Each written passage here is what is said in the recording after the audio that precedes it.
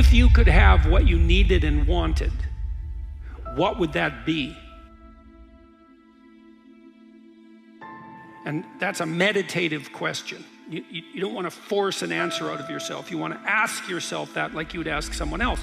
If I could have what I wanted, what would that look like? If I could have the relationship that I needed and wanted, if I could have the friendships, if I could have the job or career, if I could have the educational pathway, if I took care of myself properly, if I regulated my susceptibility to temptations, what would that look like if it was optimized?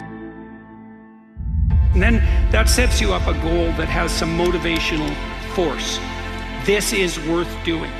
The next goal is to take your goal and to fragment it into micro goals until you find a micro goal that's small enough that it still presents some challenge that you will do. Most people overestimate what they're going to do in a year, and they underestimate they'll do in a decade. And I know a decade sounds like a long time, but how many can remember where you were a decade ago and realize the time has gone like this? And our whole world's accelerating. So a decade will go down before you even know it. The question is, what are you going to do with it? And you want to make sure when you arrive at the end of that decade, you're a different universe than when you started. So in the short term, it may go up and down, but the long term, it's explosive. So as you begin to look toward making this your decade, as you begin to look toward making your life different, as you begin to look at yourself, you've got to redefine yourself. Who are you right now? And who must you become in order to create what you want? What has to change about you?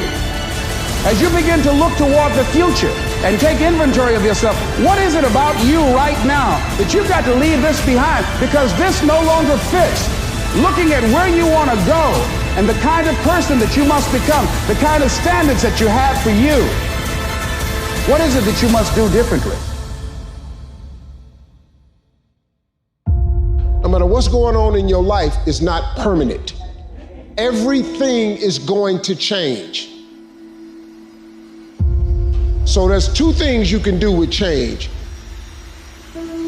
You can react to it or you can participate in it.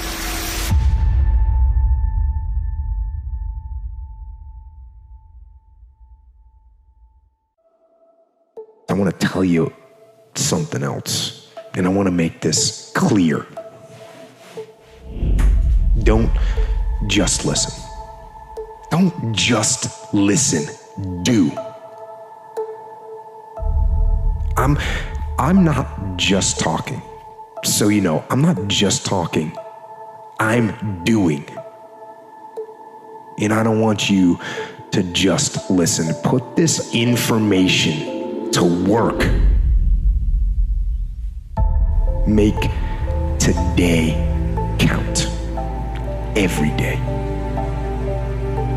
Go forward. Get aggressive and attack, whether it's on the battlefield or on the beat or in the factory or on the farm or on the construction site or on the website, in the garage or in the firehouse. Don't hesitate. We all get what we tolerate in ourselves and other people. But when you're no longer willing to tolerate something, that's when your life changes. The difference in people is their standards, period. Commit means to make it happen no matter what. See, when you make a commitment, I'm going to become wealthy. When you make it important, when you decide I'm going to do it no matter what, life changes for you. See, most people don't keep their commitments to their commitments. That's why they lead lives of poverty, lives of misery, lives of unhappiness. No matter what you face, no matter how bad it is going to be, when there is a challenge, anything that you're facing, the only way to overcome the challenges that you face is to start walking. I am one decision away from a totally different marriage, a totally different life, a totally different job, a totally different income. Your life comes down to your decisions. And if you change your decisions, you will change everything. Oh, you ask yourself a question. If I could have what I needed and wanted, what would that look like? You'll get a dream, you'll get a vision, and it comes to you. That's the most accurate way of describing it.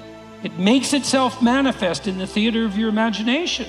It's a rather frightening question to find out, to allow yourself to ask yourself what it is that you really need and want. This is not about abstaining from life. Ooh, it's the opposite. It's about going all in and really engaging and really living and really experiencing and tasting and smelling and eating and loving and we're here for that. We're here for all of that. So you create the experience, and then when it gets predictable or it gets boring, let's change it up. Let's create another one. And then how far can you go with that? It just goes on. A lot of folk won't let you forget what you used to do or what you have done, what mistakes you've made. All of us have made some mistakes in life. All of us have done some things that if we had them to do over again, we wouldn't do it again. There are a lot of things that if I had it to do over again, if I knew then what I know now, I would have done it differently. Well, it didn't happen that way. Oh, you don't want me to live that down? How you want to keep on putting that in my face about what I did? Guess what? I'm not interested. That's what I did then. Won't do it today. Who am I? What have I learned? What have I created? What forward progress have I made? Who have I helped? What am I doing to improve myself today to get better, faster, stronger, healthier, smarter? Is this what I want to be? This? Is this all I've got? Is this everything I can give? Is this going to be my life?